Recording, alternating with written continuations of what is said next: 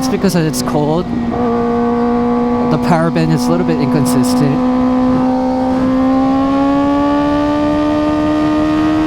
Yeah, it's a little bit inconsistent.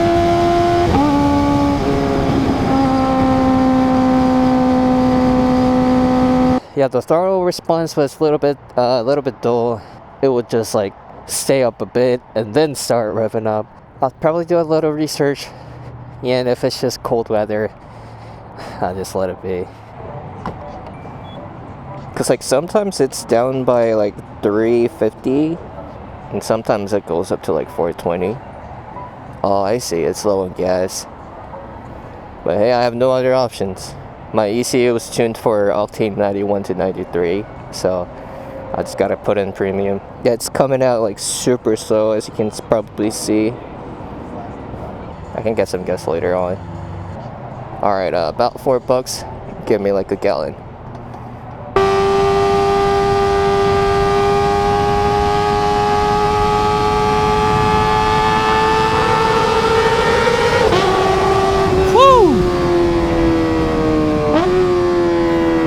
Sounds so good. Well, I just realized that yeah, we hit, or I hit 1,000 miles.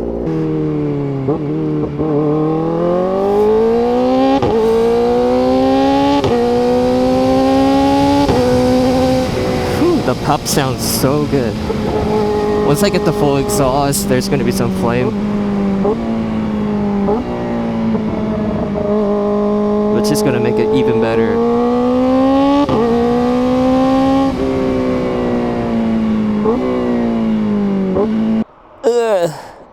So tired. So 1,000 miles, pros and cons. I don't really think there's any con to the ZX4RR, even though it's my first motorcycle and I don't really have a standard or baseline where I can make comparisons against. Like, as a beginner rider who's first started riding motorcycle on the ZX4RR, quick shifter and auto blipper is just cherry on top. It makes everything so much easier, because you know, like, if you're a beginner rider, if you're so distracted on shifting gears, it's hard to focus on actually riding. Whereas with the ZX4RR, the bike pretty much does everything for you, so you really just need to focus on riding. You don't have to be perfect from the beginning. You know, if you're a beginner rider, there's going to be a learning process, and you're going to be spending more time to learn all this stuff. So I think it makes more sense to start on a quick shifter, and then once you're used to actual manual shifting, you can go back to manual shift and enjoy the manual shifting, rev matching, all the good stuff, or just remain on the quick shifter. That's one problem with my weekly days. It's like, it's just schoolwork, so there's like nothing much I could do about it. Plus, I don't really have that much free time to actually get out and do something. It's really just like 1-2 hours in between stuff that I gotta do. And you know, it's like, it's not enough time to do something legit. Hopefully I get some more free time towards the end of the semester. Let's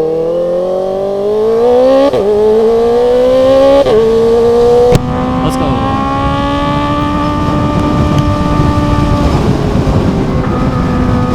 A bus? Oh, it says not in service.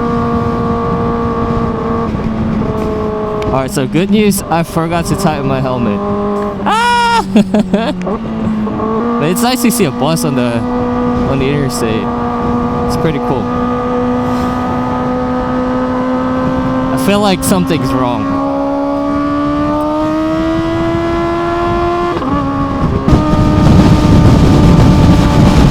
Man, that's a very strong ride. I feel like I'm going like 120, 130. It's actually like pushing me down.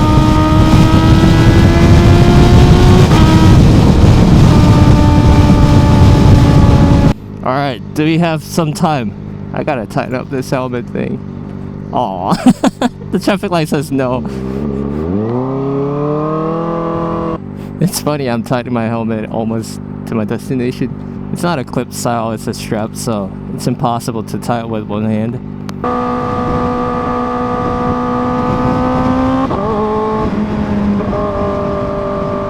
Like, the wind just wants to push me down. I mean, I guess it's a good good downforce. Oh hey, what's up? He's on the back of the truck. I guess it's a good downforce. It does press me all the way down. I'm like, help me. I hate weather forecast. It's saying it's gonna rain the whole week. Today is pretty much the last day it's gonna be dry.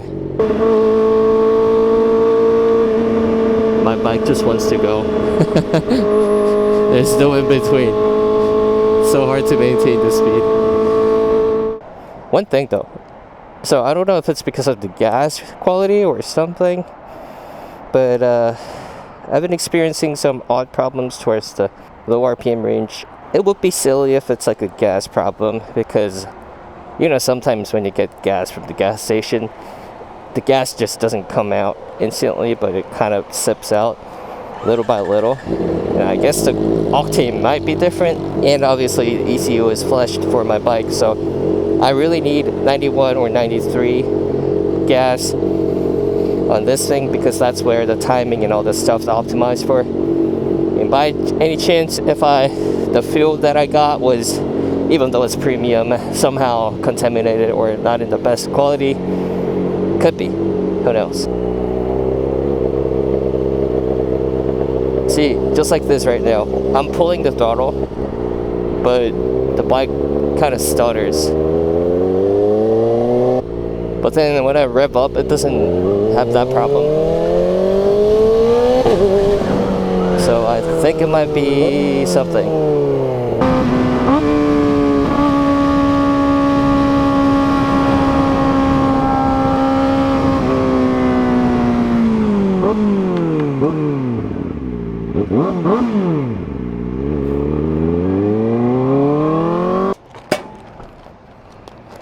Bad comments, other, late delivery. You guys are late by a day. It was supposed to come 10 a.m. to 3 p.m. yesterday, and it came 5 a.m. today. So good to know, good to watch. I basically watch a lot of motorcycle accident videos during my free times. So I was able to like kind of feel someone was about to pop out and then stop in time. I was hoping not, but they did it anyway. Which happens a lot, especially around intersections when people are trying to take the left turn, but someone behind wants to go straight. They pop out to the right. Plus, like, the problem is when they do so, it's okay. Like I said on one of my previous videos, like when the dude just came out of nowhere.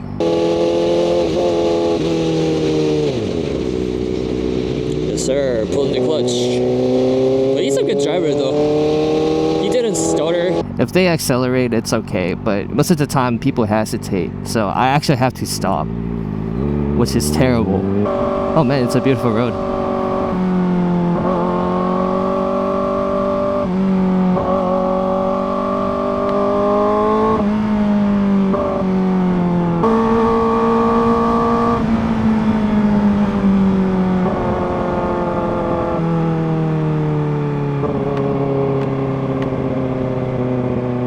What is going on? I mean, you can go straight. I don't think street laws matter here. People do wild stuff anyways.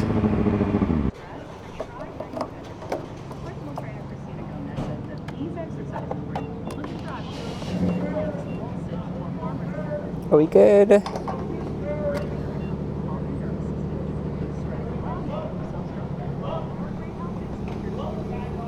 Okay, that's a lot faster.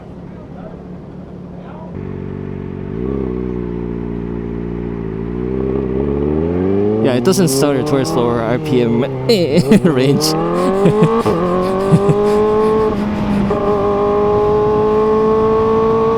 Which is good. And that's only with the half tank, so I guess the gas was bad. I paid all that premium. Speedway, what is it?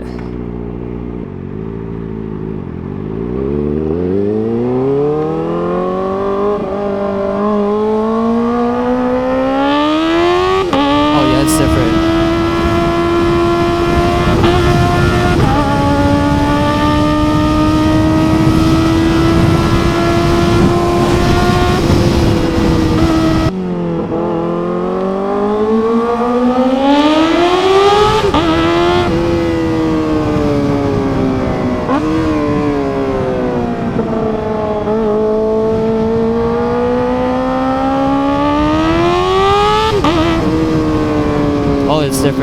Even though it's only a half tank, it's different.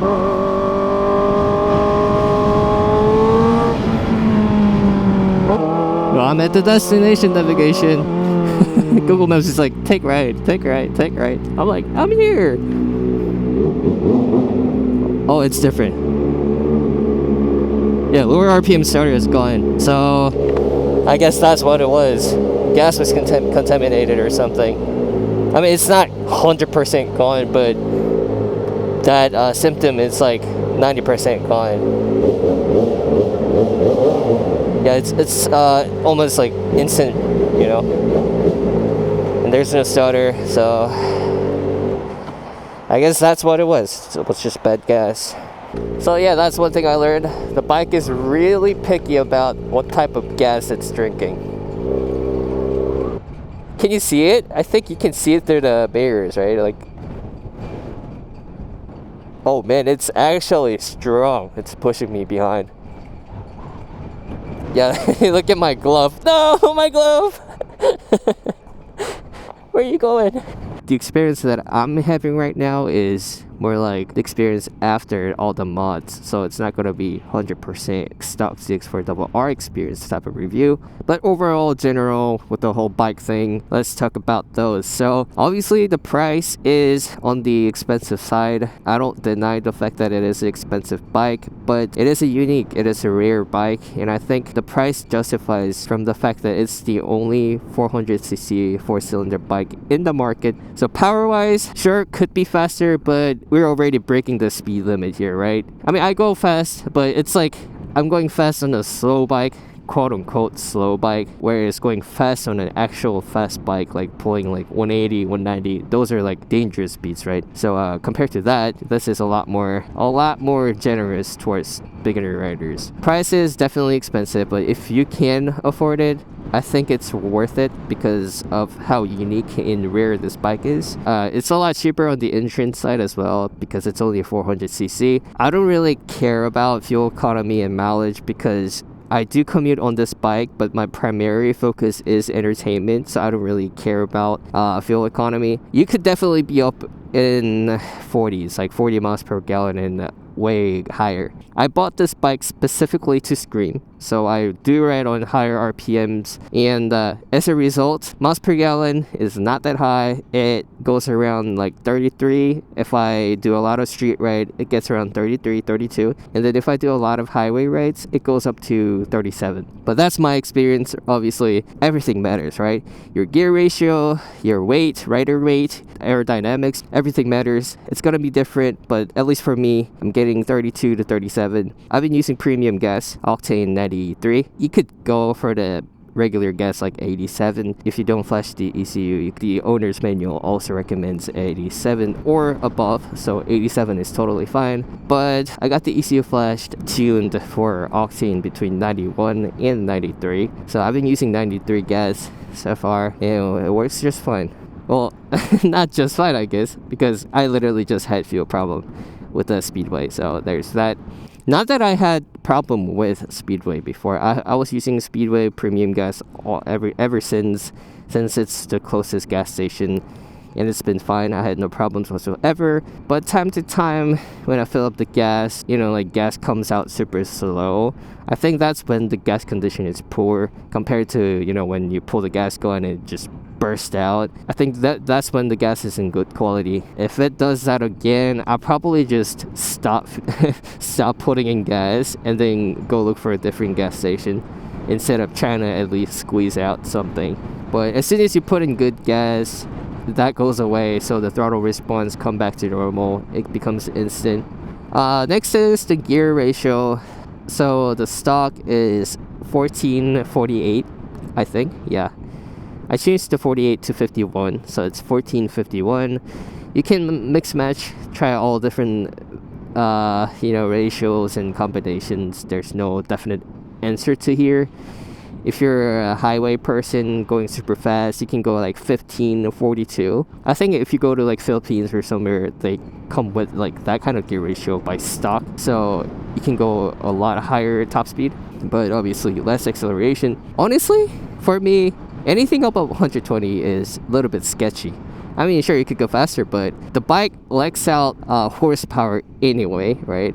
And I don't like squeezing out to the top speed. I'm more like an acceleration type of person. Stock gear ratio was fine. I just wanted the rear sprocket to look a little bit better than the stock, because you know, silver sprockets are ugly, and the black one looks a lot better, especially with the gold chain. I'm using GP shift. Kawasaki bikes are easy to false neutral. Towards third gear and up, let's say out of 10, you probably need like 3 to shift up. And you get used to that force, but the force to shift from first to second is like 8 or 9. So you really need to dedicate yourself in shifting. But the problem is, as you ride, you spend more time in the upper gear than the first to second, right? So what happens is that you get used to the force on the upper gears, and then you apply the same force in first and second, and you get false neutral, shift all the way every single time. Just make it a habit. It's gonna be good for you. So I'm using GP shift. You know, GP shift is the opposite, so it's a lot easier to go up in gears, and it's a little bit difficult to come down on gears. But the nature of ZX4RR is that you gotta shift up a lot. I don't think downshift is a problem when it comes to stopping, and it's not like you have to like drop the gear like this. You drop once, let it slow down, drop it twice, let it slow down, and continue. You know, it's like that. It's not like you do this, not like that. So GP shift made more sense to me, because you gotta shift up a lot anyways if you're to accelerate. In terms of cosmetics, I think the heel guard replacement is great. The stock silver thing looks super ugly, right? So yeah, just get a carbon fiber looking thing or something else. As you can see, it looks really nice. I'm still waiting for my full exhaust. The seat is great. The stocks, I'm not a big fan of the stock seat, but the aftermarket seats are nice, like really nice. Especially since I'm commuting on the motorcycle, the seat comfort just makes the whole experience so different. Like, it no longer feels like a sport bike. I'm not capping, I'm not over exaggerating. Like, people who sit on my bike, all they say is wow, because it literally feels different. It doesn't feel like a super sport. I mean, I don't even know if I should talk about short levers. It's just preference, right? People say it could fail, it's dangerous, all the good stuff. I understand it, and most of the time, the reason why cheap levers fail is because they don't tighten to the spec and they don't use thread locker. So the vibration makes it loose, so the bolts come off and then it flies off mid-ride. That's the problem. Technically speaking, it doesn't have to do with the price of the lever, because at the end of the day, it's just a piece of metal. As long as it doesn't break apart, they're all the same. It's just difference in price, right? For me, I tightened to the spec, never got loose. When did I change my lever? And now I'm at 1,000 miles. The levers are still holding up nice. So suspension is great, but I guess I'm a light rider, so that's the problem. So if you're a little bit heavy rider, the suspension's gonna be cloud, because it's super soft. As you can see, you just press it, it goes down. But the problem is, I'm way too light. I'm only 130 pounds, so if I hit a bump on the ground, I don't have to wait to compress the suspension. So instead of the suspension getting compressed, the whole thing just shifts up and it hits my ass. I did loosen up a bit. It's adjustable rear shock, right? So I can change like the compression and rebound. But the problem is that spring itself is way too tight, way too strong for my body weight. So it doesn't do that much. I've already loosened up pretty much all the way down. So it's at the softest state, but my body is still not heavy enough to fully compress the suspension. It is what it is. If I have a heavy backpack, it's crazy, but it does make a difference if I have a heavy backpack. Because now that I have extra weight, it does press down the suspension. But if I'm just riding by myself, I feel every single bump. That's why I said the seat made a day and night difference. Even though the whole thing comes up, the seat is still there, and this one's super soft, so this one gets compressed for me. That absorbs a lot of the shock, which is great. Man, the wind is actually getting pretty strong. No, that's alright. I'm gonna be heading in soon. Oh, hello. How you doing? Just passing by. Aww. You wanna be on YouTube? You wanna shout out? Yes? No? Maybe? Maybe not? Hey, be safe out there, though.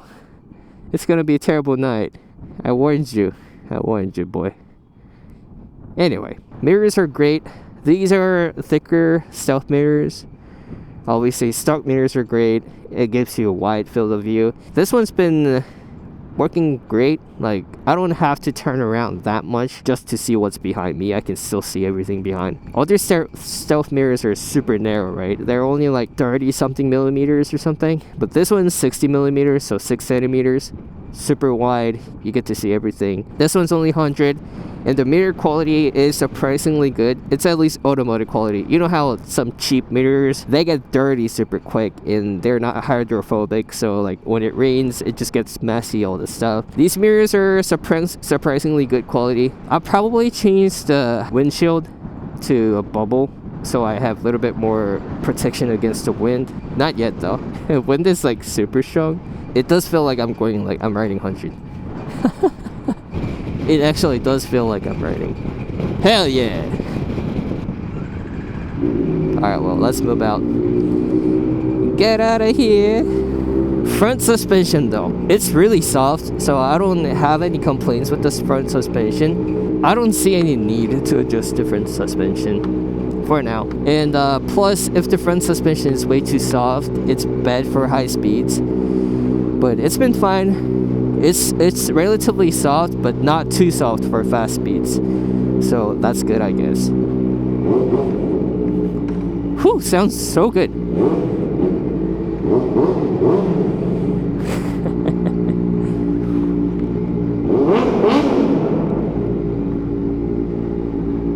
Let's go.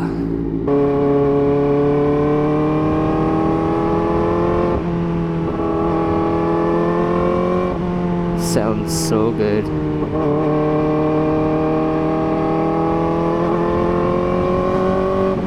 I think around 40 miles per hour is the sweet spot for the sound, because like you don't hear that much wind noise, but you get to hear all the gears, air intake, exhaust, everything of the bike.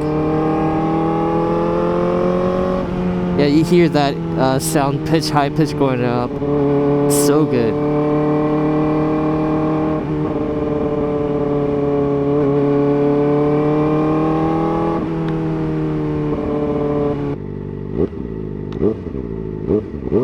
Oh, it's actually air intake. That's cool.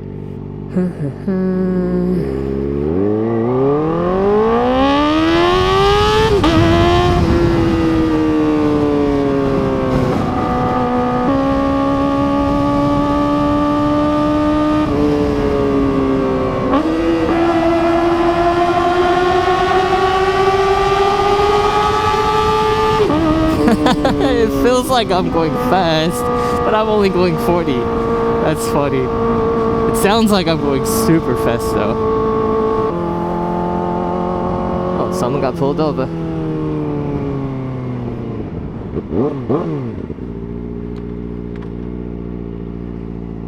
Police, police. Probably somebody did something stupid. How do you get pulled over in this town? Like, genuinely, I don't understand.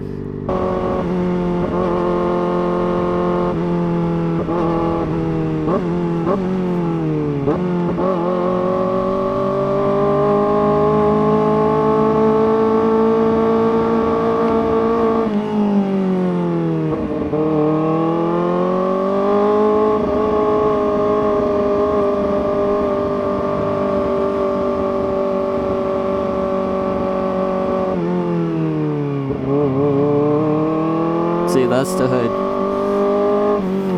That's my area. it's just freaking GTA. Everybody drives like GTA. So that's what I'm saying, like, how do you get pulled over by a cop? What have you done?